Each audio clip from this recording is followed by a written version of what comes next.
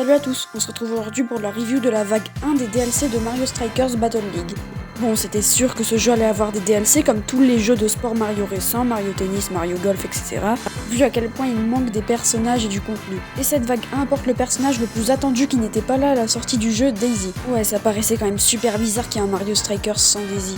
Et pour parler de ses stats, c'est un personnage plutôt technique qui va plus passer le ballon au lieu de marquer des buts. Mais Daisy n'est pas le seul nouveau personnage à arriver dans le casting pour cette vague 1 des DLC de Mario Strikers. Il y a aussi un personnage qui était avant un coéquipier dans Mario Strikers Charge sur Wii, Mascas. Et ce personnage est un joueur moyen dans tous les domaines. Ni bon partout mais pas trop mauvais non plus, c'est la définition du moyen. Et évidemment l'intérêt de ce personnage ce sera de le customiser avec des équipements pour en faire un peu ce qu'on veut. Et Mascas, je trouve que c'est assez surprenant comme choix de personnage, on s'attendait pas à un ancien coéquipier qui devienne un personnage à part entière. Peut-être que du coup par la suite on aura Koopas, Skellyrex ou encore les frères Marteau. Et plus tôt dans la vidéo je vous parlais du fait que Mascas serait très customisable avec des équipements. Parlons des équipements, il y en a un nouveau qui arrive, l'équipement Chevalier. C'est un équipement qui améliore la force et les tirs, mais en contrepartie, il baisse la vitesse et la technique.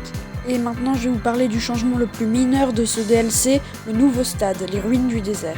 Il est encore disponible en 3 variantes, mais encore une fois, il ne provoque pas d'événements particuliers qui viennent changer la partie comme les stades sur la version Wii, ce qui est plutôt dommage. Et ce DLC arrive très bientôt, le 22 juillet.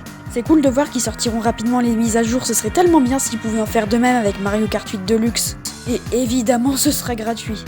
De mon côté, je vais continuer à faire des reviews pour chacune des vagues de ce jeu, et je vous dis à la prochaine pour une autre vidéo sur un autre jeu. Salut!